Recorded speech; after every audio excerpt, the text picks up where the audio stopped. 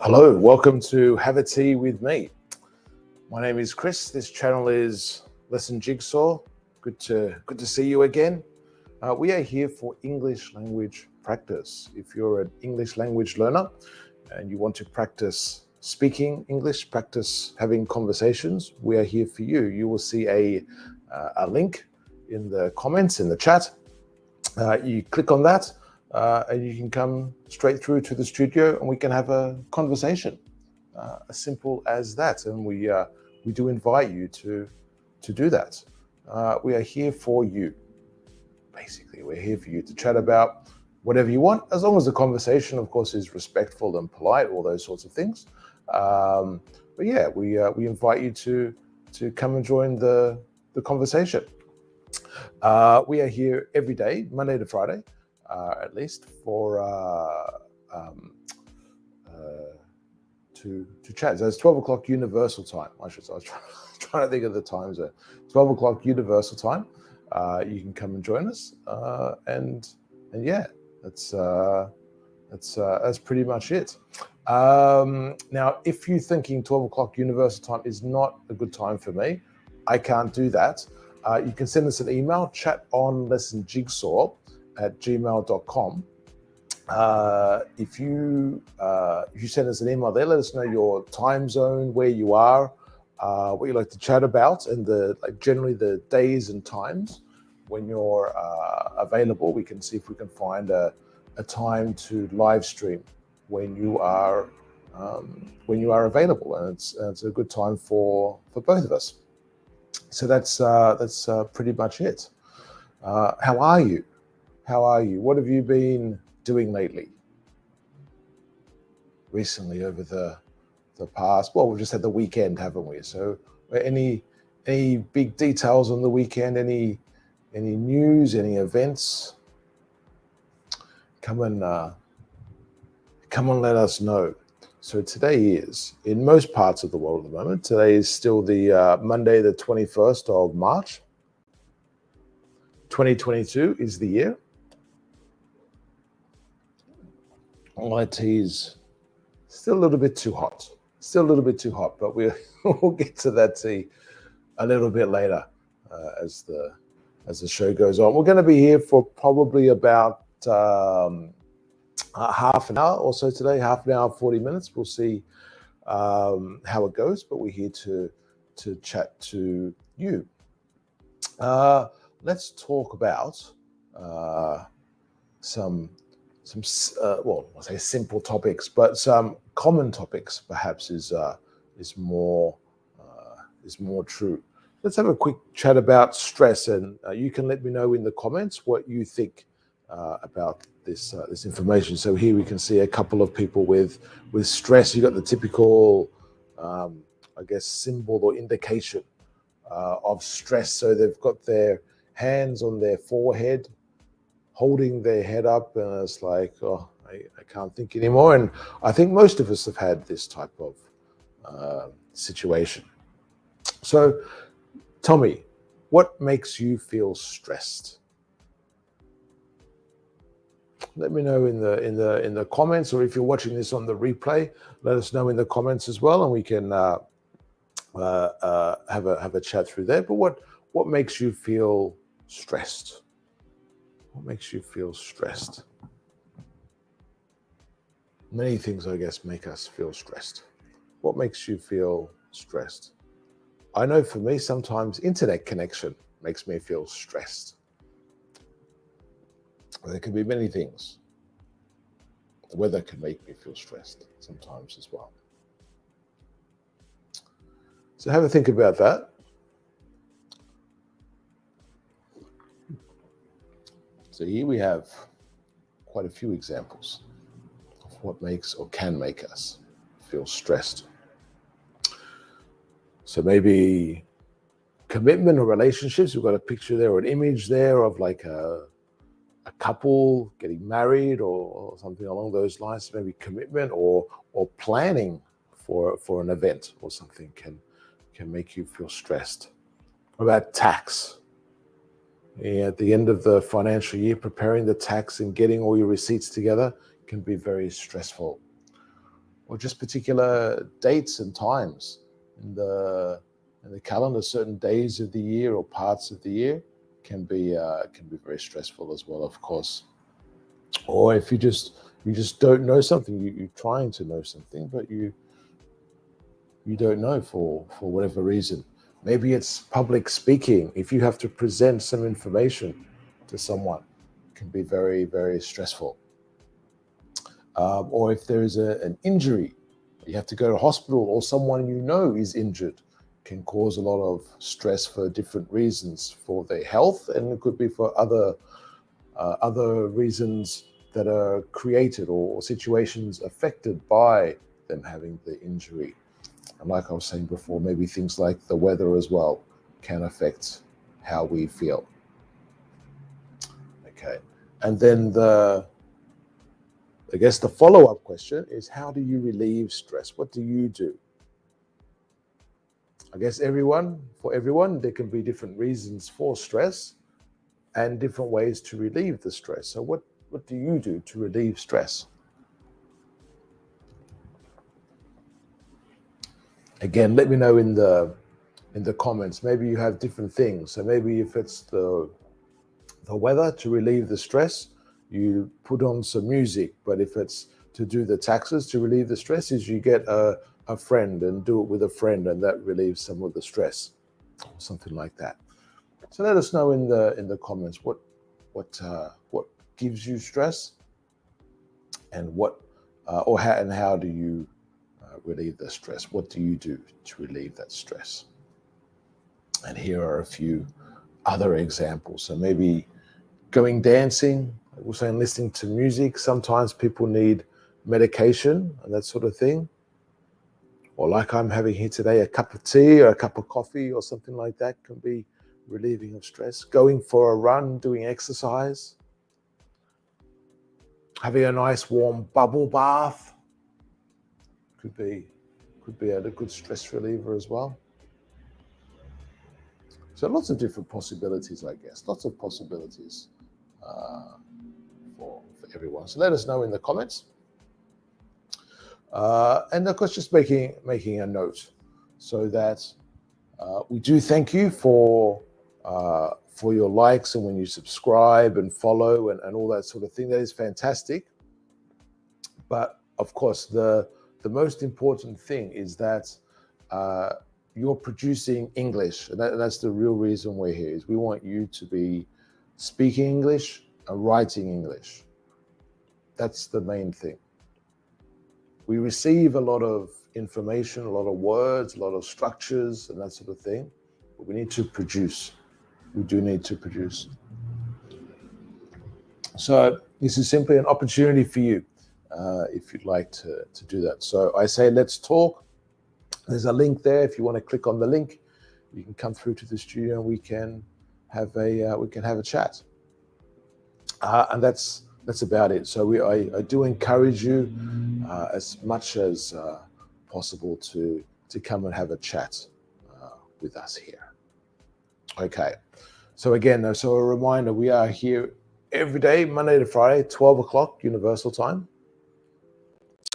Which I should have a look around for different.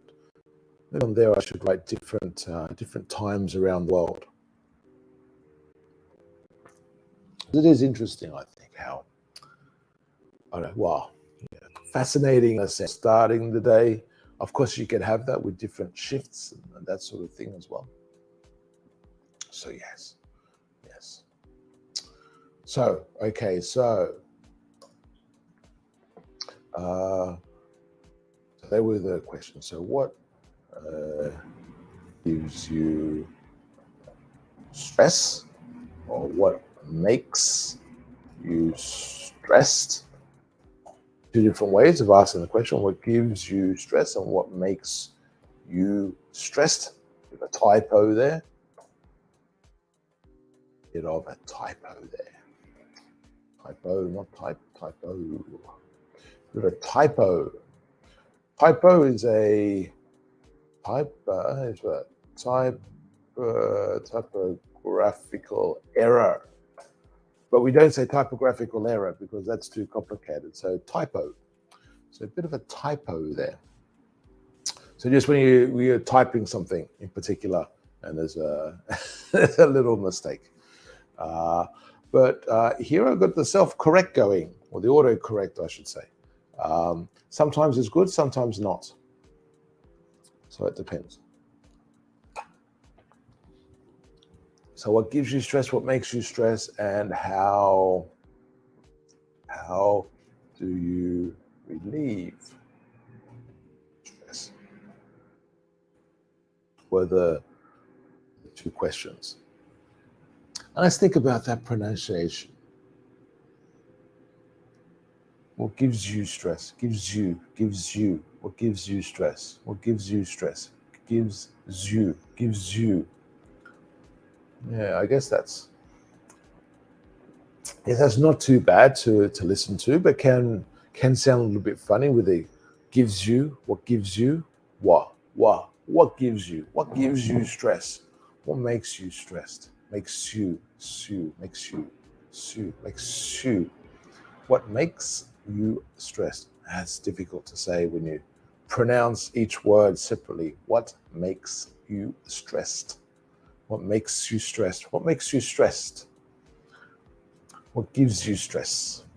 And of course, that ED ending, I should highlight that here. So that ED ending, here when you got the S or the S sound, the ED ending is a T sound. So what makes you stressed? That's a T sound. Oops. T sound. We'll put that in brackets or parentheses, depending on how you want to say it. And how do you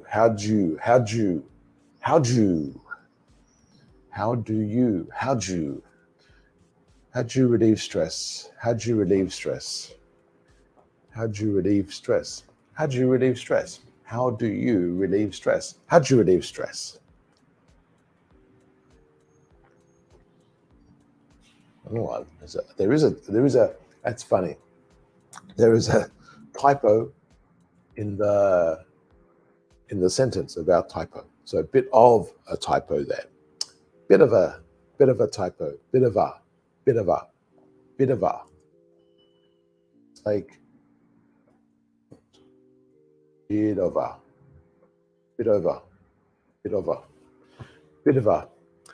typo there. Bit of a typo there.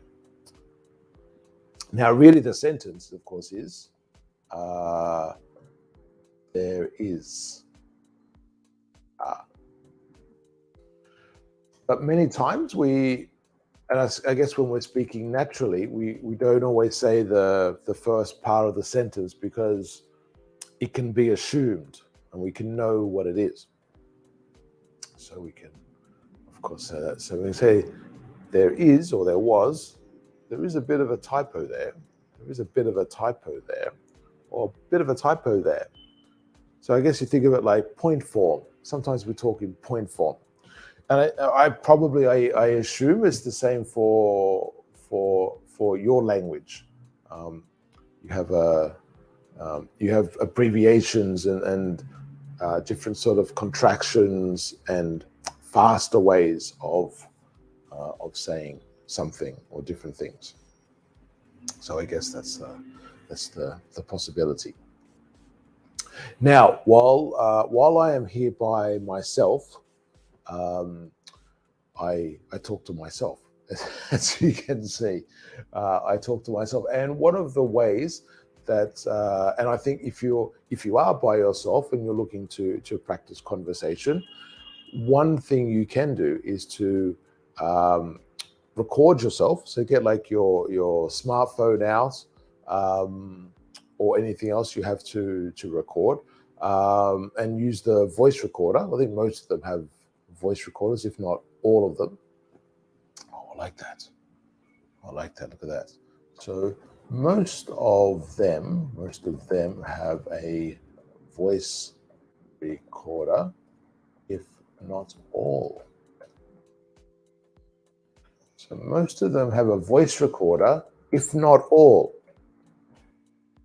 So this is I like this sort of structure. So of course, them, we're talking about phones or smartphones, I guess I would say.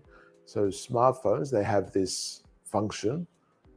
So I'm not sure if all of the smartphones have it, but I'm pretty sure most of them have it. So most of them have it, but I'm also leaving open the possibility that it's all of them. So, and I'm saying it in the sense that it would not surprise me that if you tell me all smartphones have a voice recorder, it would not surprise me. So that's why I say something like, if not all. So that's, of course, completing the sentence. Most of them have a voice recorder, if not all of them have a voice recorder. So I'm basically just indicating that I think most of them could have a voice recorder. But what you can do, you get the voice recorder and look at a picture.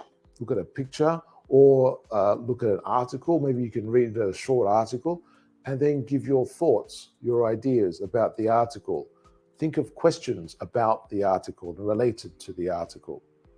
Then maybe, like we're talking both with a picture or an article or a story, you can have questions directly about the article, and then also digging deeper, getting into analysis and different sort of possibilities, theories, ideas, considering possible opinions for different people, different actions or activities that were taken or could be taken, could have been taken in the past, when they maybe the past, there's a possibility for the past to be different, and things like that. I always think that's quite a good activity, and certainly one that I've done on here for quite a few shows, if not almost every show, because I think certainly if you're by yourself, it's a good stimulus. And then you think of the question words. So, for example, who, what, when, where, why, how. All of these types of words, and any other question that you can think of can be useful. And that gives you the ability then to create and continue the conversation. And maybe the conversation doesn't have to go too long. Some conversations are perfectly fine going for 20, 30 seconds, and some will naturally be extended or be longer because you have more opinions, or there's more to talk about, more content, or more people involved, and that sort of thing. So let's have a look at this photo. So I zip on my tea. Let's have a look at this photo. And if we, it's a, well, I don't know, it's a strange photo in some ways because it's got so many bags for the two ladies in the photo. So where are they? Well, clearly a shop, a retail shop, or a store, if you want to say that, a clothes store. It looks like in this case. Now it's hard to tell from the decorations. It could be they're buying a lot of stuff because there are sales on. Maybe it's a time of the year where there are sales, or maybe not. Maybe not. Maybe in their work. Hold on for a second. Maybe in their work, they got a bonus, and they're celebrating their achievements by spending their bonus or some of their bonus. So that's a possibility.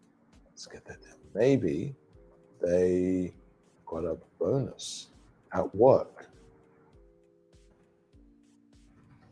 They are celebrating their achievement. Oh, what have I done there? Yes, I was going to say. Yes. The old IE, yeah? So they are celebrating their achievements. And I'm assuming it's both of the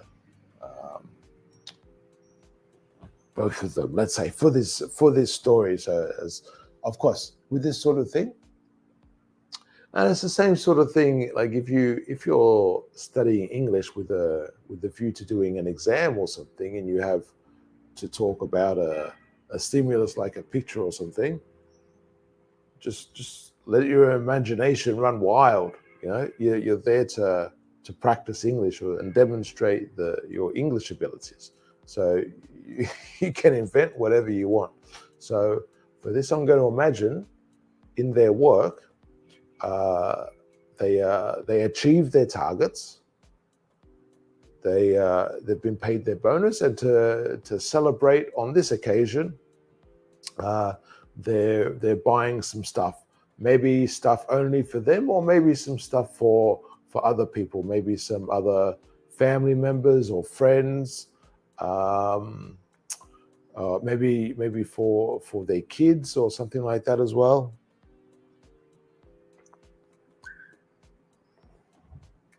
Or it could also be that they're looking for a new style of uniform or dress code for the place where they work, or for some of their staff, and so they're looking at different shops for inspiration, and they've been given the company credit card.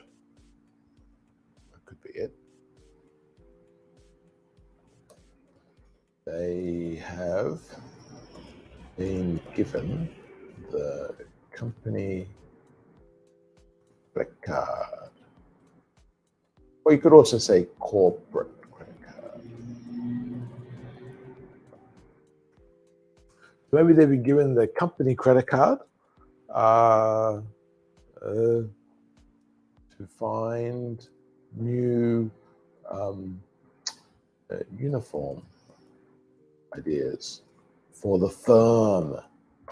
So for the firm, for the company. Okay, so let me take that. It's a small one, just because I continue that sentence. So that's a possibility. You never know. And so they go into a few shops going, oh, okay, that could be really good for our people who work on reception. And this could be really good for our sales staff. And this could be really good for the people who are going to different events or whatever it may be. Perhaps that's a bit more sort of, a bit of a longer thought of what the reality is, but you never know. You never know. But nevertheless, they look pretty happy. They look pretty darn happy. Absolutely. They do look happy. They look, let's say that. They look like,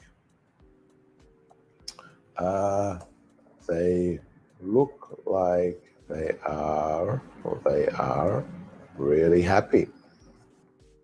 Another thing we could say is like, it depends on the time. You can say this maybe in a more sort of like a fun sense. So more perhaps with people you know, or if you're speaking with someone that you know quite well. So you could say something like, oh, they look like they're happy campers, or they are happy campers. So just to mean that they're happy. You can see clearly they are happy. And of course, a camper is someone like in the country or whatever, or backpacking or hiking or something, and asleep in a tent and that sort of thing, as we think of a camper, but as an expression, just to show that they look happy, or they seem very happy. And that's a possibility there as well. So I'm going to suggest that, but I would stress. Normally, you would probably say that more to someone you know, rather than someone who you don't really know too well. And it's not like there's anything rude or bad about it. It's just, I guess, something that's, I don't know, for mine, it's something more commonly said to or with people that you know.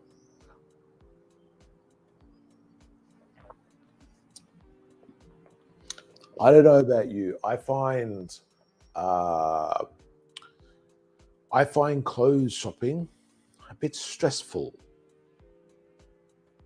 What about you? Is it okay for you? I do find clothes shopping stressful. I mean, not too stressful, but I don't do it too often, I would say, because and it's not necessarily because I don't really remember my sizes too well. Do you know what I mean? I don't remember my sizes too well, and it's not necessarily about just going, oh, okay, your size is, whatever.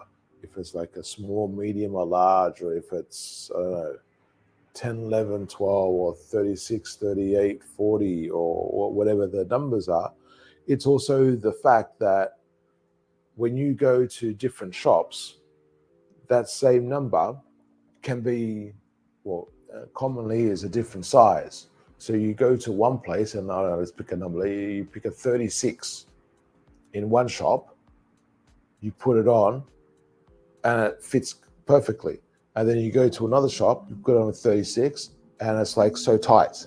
And you go to another shop, 36, and it's like loose. So and some of that may be like a particular cut or something of the design, perhaps. I don't know. I'm not really, I don't know too much about fashion, but I find that a part of the frustration that there is with buying clothes, and then trying them on. I find that if the changing room or the fitting room is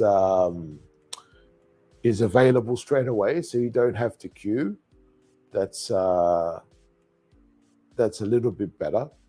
But I'm not personally, I'm not good with the effort to like take stuff off, put it on, go, is it okay? Does it suit me? How does it fit? All that sort of stuff. Or going out to people going, how do I look?